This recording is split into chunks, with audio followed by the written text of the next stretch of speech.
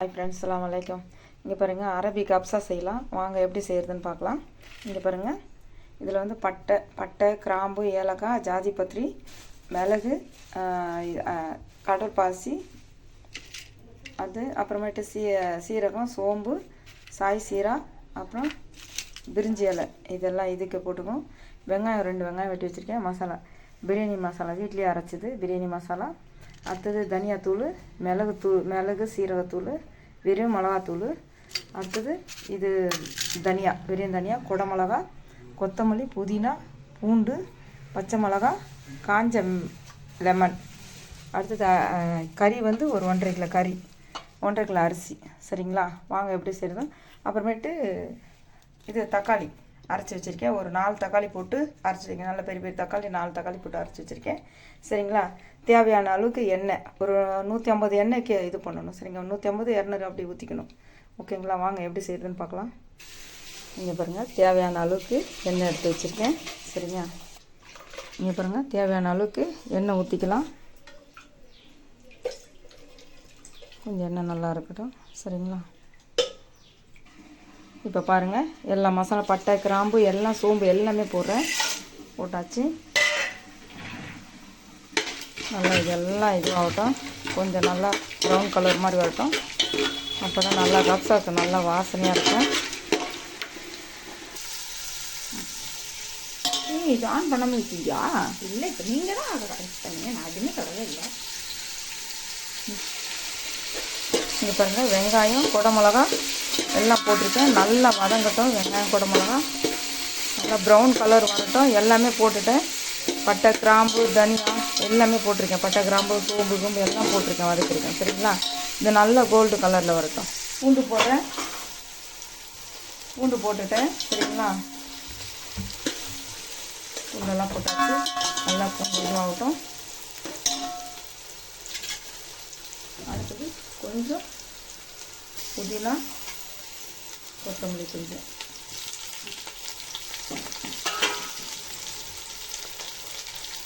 கருவேப்பிலையும் வதக்கிக்கலாம். 2 லெமன் போட்டுக்கிறேன்.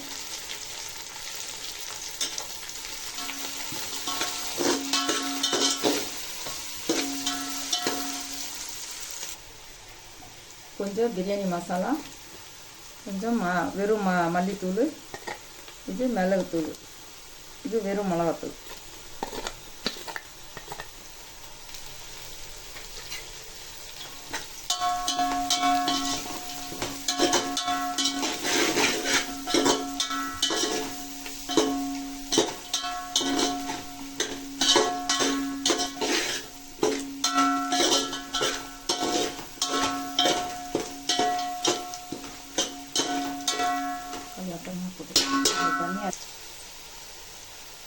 உப்பு போட்டுக்கலாம். அடுத்தது கோழி போட்டுக்கலாம்.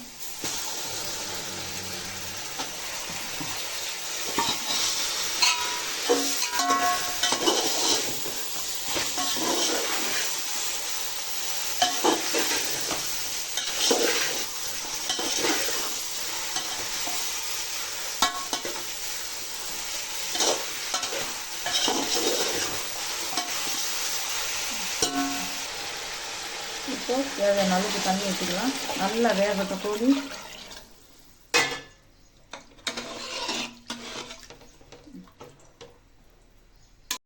எண்ணெய் ஊற்றிட்டேன். இந்த நல்லா வதக்கிக்கலாம்.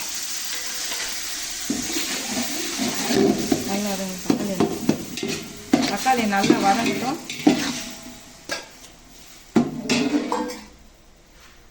தண்ணி இப்போ கோழியை போட்டுக்கலாம். சரிங்களா? எத்தனை அரியானா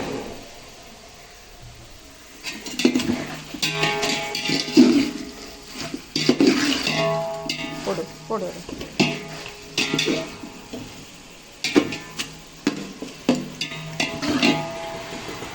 அது வேணாம்.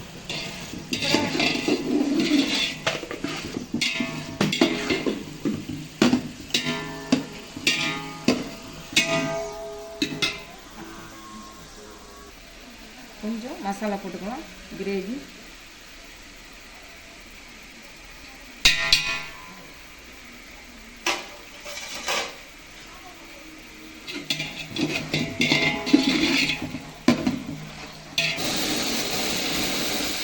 ஆன் பண்ணு.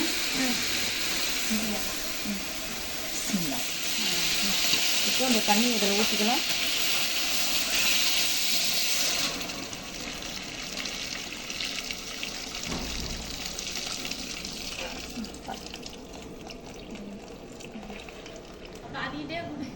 பிரியாணி பாருங்க, கோழி தண்ணியிலேருந்து கோழி எடுத்தாச்சு.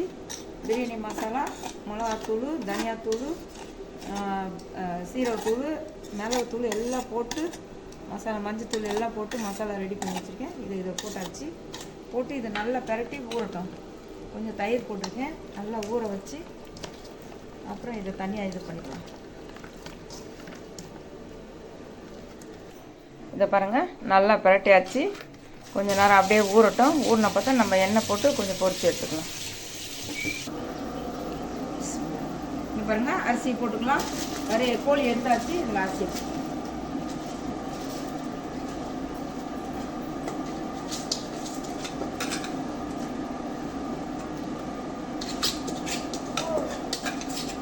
உப்பு எல்லாம் கரெக்டாக பார்த்துங்க. கரெக்டாக பார்த்துட்டு உப்பு இருக்கும். கொஞ்சம் சுருக்குன்னு இருக்கிற மாதிரி உப்பு பார்த்துங்க. அதுதான் இப்போது போட அப்படியே கொதிக்கிட்டு வேகட்டும். இப்போ பாருங்கள், இந்த எண்ணெய் ஊற்றிட்ட சட்டியில் இப்போது இந்த மசாலா தடவி வச்சுக்கிட்டு இதை போட்டு எடுத்துக்கலாம். சரிங்களா? கரண்ட்டு வேறு இல்லை வீட்டில். சரிங்களா? அதனால் தெரியாது எண்ணெய் எவ்வளோ ஊற்றிக்கணும் தெரியாது. நல்லா இதுவாகட்டும், கலராக சேஞ்ச் ஆகட்டும். அப்புறம் பார்த்து ஏன்னா ஏற்கனவே வெந்த கறி தான். நல்லா தண்ணியில் போட்டு மசாலாவில் போட்டு நல்லா வேக வச்சுது. அதனால் பிரச்சனை இல்லை. சரிங்களா? சீக்கிரமாக சும்மா கலர் வந்தால் போதும், அப்படியே பிரட்டி போட்டுக்கலாம். இப்போ பாருங்கள், தண்ணி கொஞ்சம் இது வேண்டாம், இன்னும் தண்ணி கொஞ்சம் நல்லா வசணும். அதுக்கப்புறம் தம் போட்டுக்கலாம். இப்போ கொஞ்சம் அரிசி முன்னாடி ஊற வச்சா இந்த மாதிரி நீட்டாக வரும். நல்லா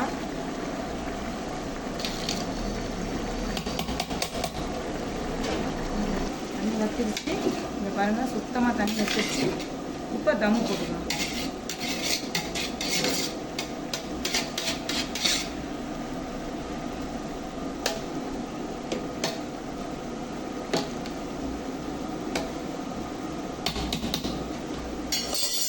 இப்போ இறக்கிட்டு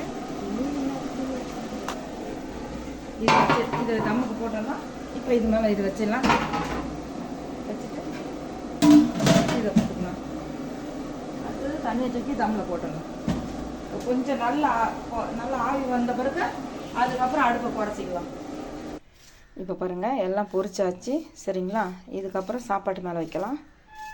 கப்ஸா பொரிச்சாச்சு, சிக்கன் பொரிச்சாச்சு. பாருங்கள், சாப்பாடு ரெடி ஆகிடுச்சு. சரிங்களா? இங்கே பாருங்கள், தண்ணி இல்லாமல் நல்லா ஃபுல்லாக ஆகிடுச்சு. இதுக்கப்புறம் இது இறக்கிட வேண்டாம், ஆஃப் பண்ணிடலாம். இப்போ பாருங்கள், எடுத்து இதில் போட்டுக்கலாம் சாப்பாடை.